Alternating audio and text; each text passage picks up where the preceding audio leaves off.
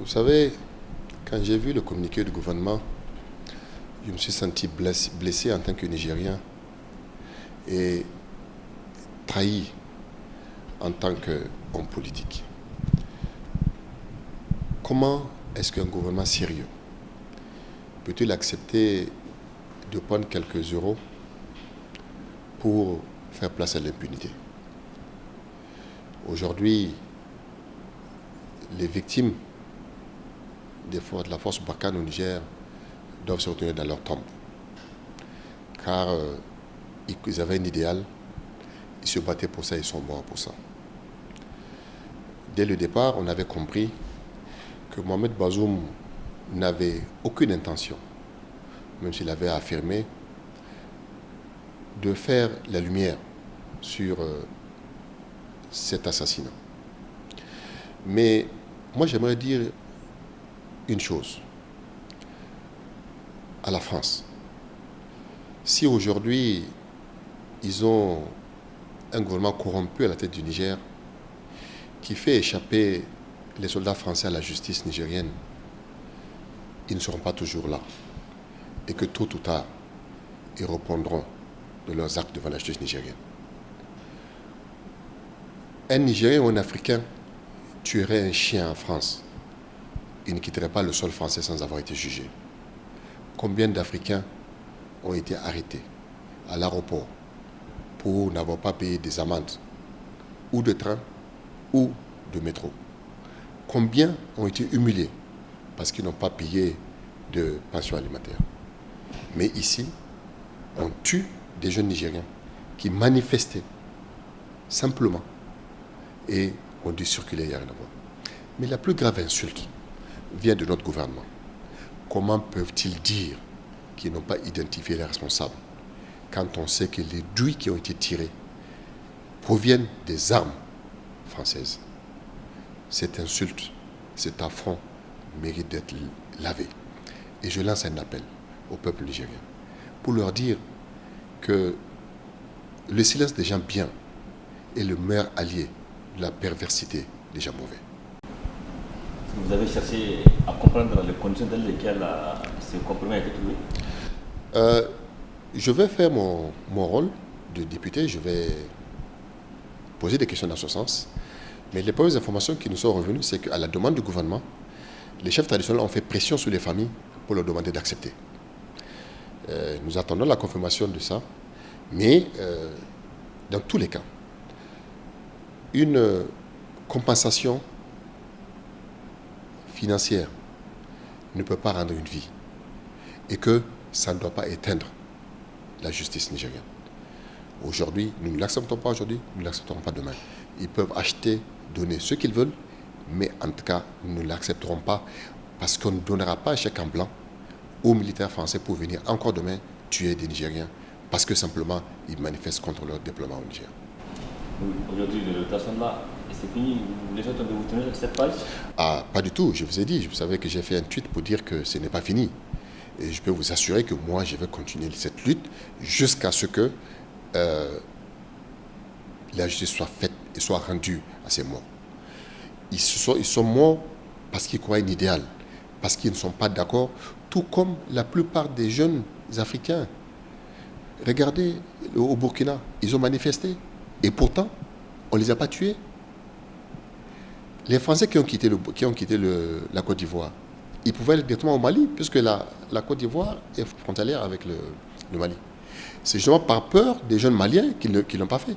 Mais ils préfèrent venir défier les Burkinabés et les Nigériens, quitte à les tuer comme des chiens, parce qu'ils ont des corrompus à la tête de nos États qui peuvent le permettre de faire ce qu'ils veulent. L'Assemblée nationale a voté des textes en faveur du redéploiement de ces soldats sur le territoire nigérien.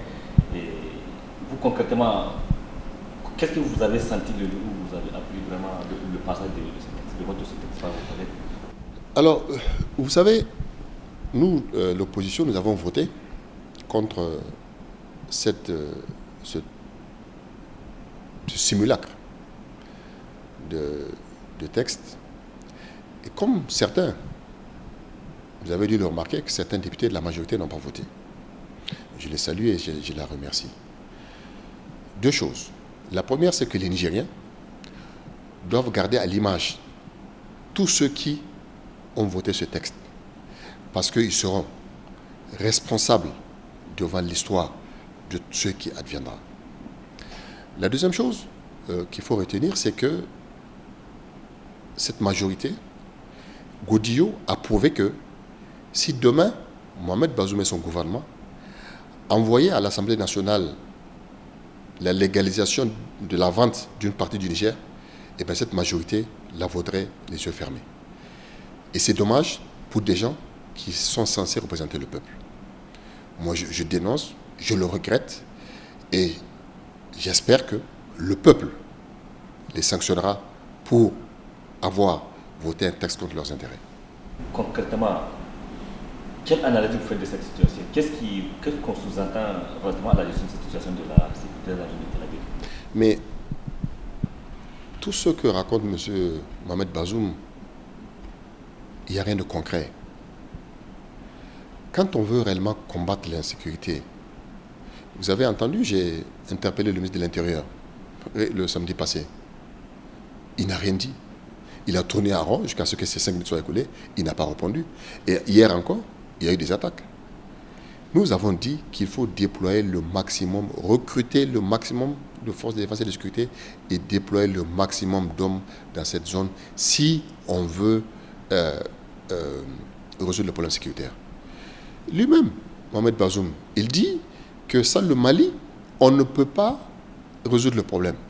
Et pourtant, c'est lui que les Français utilisent pour combattre nos frères maliens. Mais où est le sérieux? Où est le sérieux dans tout ce qu'il dit, dans tout ce qu'il fait? J'ai toujours dit, le PNDS Taraya n'est pas intéressé par la sécurité des Nigériens. Ce qui l'intéresse, c'est l'économie de la guerre. C'est les marchés mafieux qu'ils donnent à tire-larigot à leurs amis, et même, j'ai même appris, à des étudiants, et les subsides qu'ils en tirent. Aujourd'hui, il est clair que Mohamed Bazoum, je l'ai dit, et son Premier ministre, ne sont pas des problèmes de lutte contre la corruption, ils font partie du problème. Vous, à votre niveau, qu'est-ce que vous êtes en train de faire concrètement pour dénoncer ces problèmes? Mais nous avons deux choses à faire. Premièrement, en tant que politique, et en tant que c'est dénoncé, en tant qu'élu à l'Assemblée, c'est interpeller le gouvernement, mais en tant que citoyen, tout seul, on ne peut rien faire. Moi, l'appel que je lance un appel aux citoyens. Il faut que nous sortions, il faut que nous manifestions contre ce régime qui ne défend pas les intérêts du peuple. On ne peut plus se taire. On a fait les réseaux sociaux, on a fait les WhatsApp, ça suffit. Il faut maintenant qu'on sorte pour faire une véritable démonstration de force pour dire stop, ça suffit. Quand même, on ne peut pas laisser un gouvernement incompétent, corrompu, continuer à faire tuer les Nigériens. Regardez où est-ce que le Niger est tombé. Des enfants tuent leur maître. Ils tuent leurs camarades de classe. Vous savez pourquoi? C'est à cause de l'impunité. Parce qu'ils savent que tant que tu es du PNDS ou que tu es un allié ou proche du PNDS, que tu ne feras jamais la prison. Jamais. Regardez, M. Mohamed Bazoum, qui se prétend être chef d'État, il descend jusqu'à convoquer deux protagonistes d'une affaire judiciaire et fait venir le procureur pour faire taire ce dossier-là. Mais où est le sérieux? Pendant ce temps, il y a un ministre de la République qu'on prend sans aucune procédure et qu'on le dépose en prison. Pendant que d'autres qui sont impliqués dans des plus grosses affaires du détournement du denier public, on les a réfugiés à l'Assemblée nationale ou bien on les a exilés en dehors du Niger. Voilà le régime PNDS.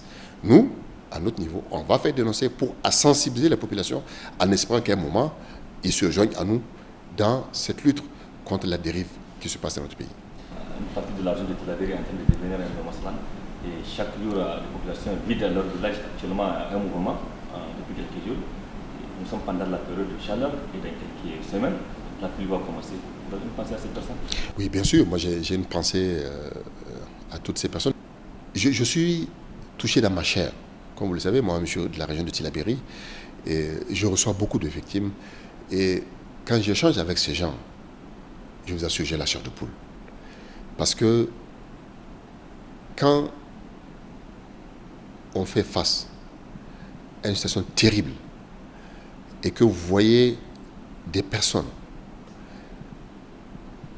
qui, parce qu'ils sont du pouvoir, viennent pour aller chez eux, passent avec 3 ou 4, et puis comme avec des doucettes, qui les protègent eux, mais que les populations, elles, seraient laissées à elles-mêmes pour, qui sont tous les jours victimes d'assassinats, qui sont victimes d'enlèvement, qui sont victimes de rapt, et qui, après, ils n'ont pas d'autre choix que de se déplacer.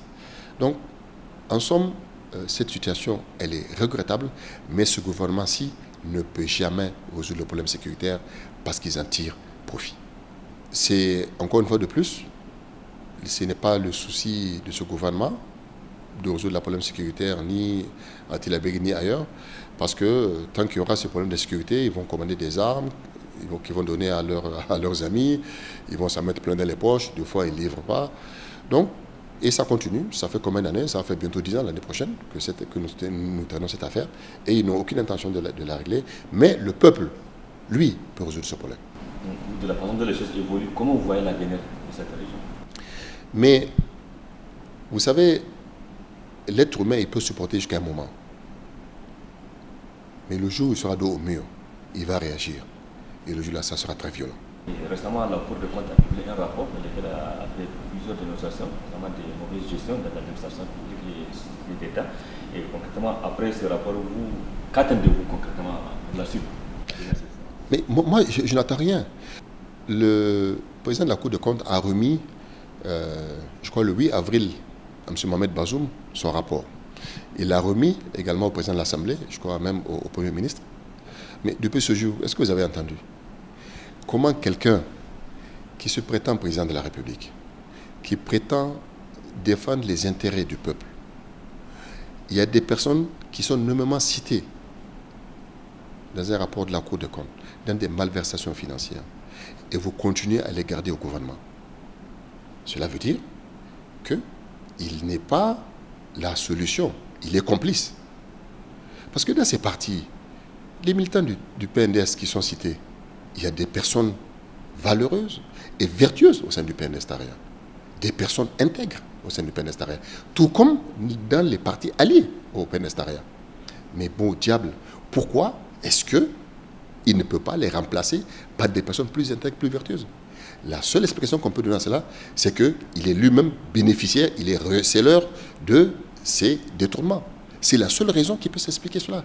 Sinon, comment est-ce que tu peux venir faire la chatmite pour dire aux gens, bon, moi je veux combattre la corruption, moi je veux faire cela, mais en même temps, tu laisses des personnes qui sont nommément indexées dans un rapport de la Cour des comptes qui, au titre du titre 6, qui constitue le pouvoir judiciaire de la Constitution, et l'article 141 est membre du pouvoir judiciaire.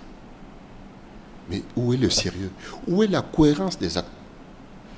La conclusion est que M. Mohamed Bazoum ne peut pas lutter contre la corruption. Sinon, le premier acte qu'il allait faire, c'est se débarrasser de ces ministres qui ont pris des légèretés avec les deniers publics. Aujourd'hui, devant toutes ces interpellations, on sent un peu le silence de l'opposition. L'opposition se limite à quelques déclarations. Qu'est-ce qui explique ça? Est-ce qu'on peut parler que l'opposition aussi est en partie complice? Moi, je suis un opposant. Me voilà en train de m'exprimer sur vos antennes. On s'exprime à l'Assemblée nationale. Aujourd'hui, on veut s'exprimer dans la rue, mais on ne peut le faire qu'avec l'aide de la population. Mais si la population elle-même reste chez elle, elle qui est la première victime, qu'est-ce que l'opposition peut faire? Donc, il faut que les gens dépassent ce postulat. Si on veut que cela change, il faut que les gens manifestent avec l'opposition. L'opposition toute seule ne peut pas changer les choses. Il faut que tout le monde le comprenne. Il faut que tout le monde le comprenne. L'opposition, nous sommes prêts à rentrer devant, mais nous voulons avoir la masse derrière nous. Les premières victimes de tout le système pourri du PNDS, ce ne sont pas les élites, ce sont les populations. Aujourd'hui, regardez, l'école, il n'y a plus de craie. Les enfants sont à 4 ou 5 par table. L'école, l'hôpital est à genoux. Vous avez vu même l'université. On a construit, soi-disant, 30 amphithéâtres qui s'est écroulé au premier vent. Et je ne parle même pas de l'insécurité. Donc les premières victimes de ça, ce sont les populations. Donc moi, je ne comprends pas leur silence et leur inaction. Ensemble, nous devons nous mobiliser pour dénoncer toutes les dérives actuelles du régime de Mohamed Bazoum. Président, je vous remercie. C'est moi qui vous remercie.